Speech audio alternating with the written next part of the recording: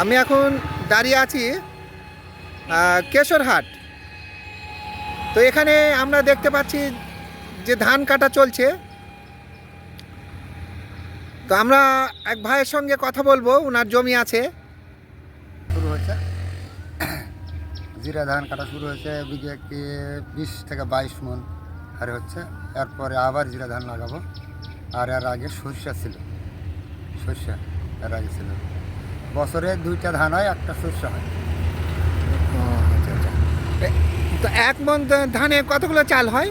1 মন ধানে 28 কেজি চাল হয়, 28 কেজি। 28 কেজি।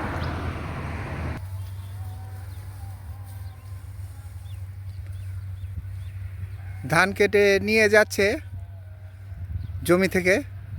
জমি এই আমরা জিরা ধান করছি। এরপরে এই ধান তোলার পরে আবার জিরার ধান করা হবে এই জমিতে, এটাই।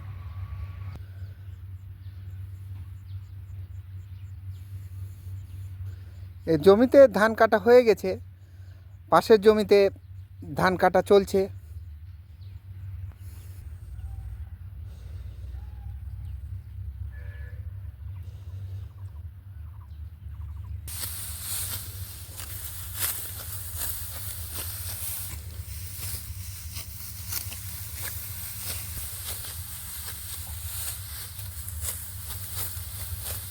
আমরা দেখতে পাচ্ছি ভাইরা ধান কাটতেছে। সময়ের পরে আর কোনো ধান হয় না। এটা এক ফসলা জমি, উপর দিকে হয় আবার আপনার জিরা ধান। এটা এক বিঘাতে কতগুলো ধান হয়? 25-26 মন করে ধান হয়। আচ্ছা, আপনার ওই এক মন ধানে কতটুকু চাল হয়? 1 মন ধানে 28-29 কেজি চাল হয়। 28 কেজি 29 কেজি চাল। উঁচা জমিতে যেগুলো উঁচা জমি আছে ওগুলো আবার ভাদ্রাইতে আপনার 12 মন 13 মন হয় জিরা ধানে। এরপরে আবার সরিষা লাগাবেন আপনারা? এরপরে সরিষা হওয়ার পরে আবার বোরা ধান হয়েছে।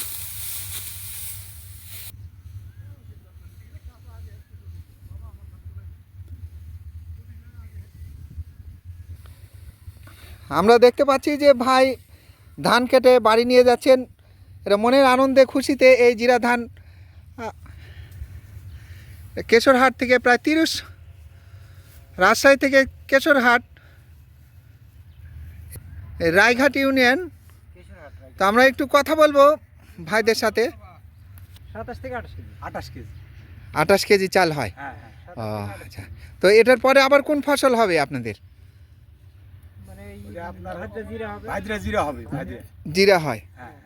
আচ্ছা। যে ভাইরা ধান কেটে বাড়ি নিয়ে যাচ্ছেন, অপরূপ সুন্দর দৃশ্য। হ্যাঁ।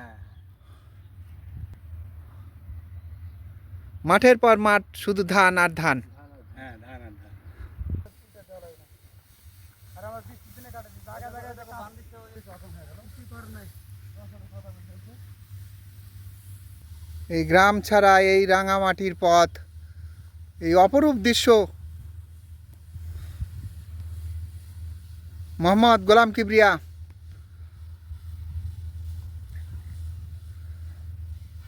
রাজশাহী কেশরহাট উপজেলা।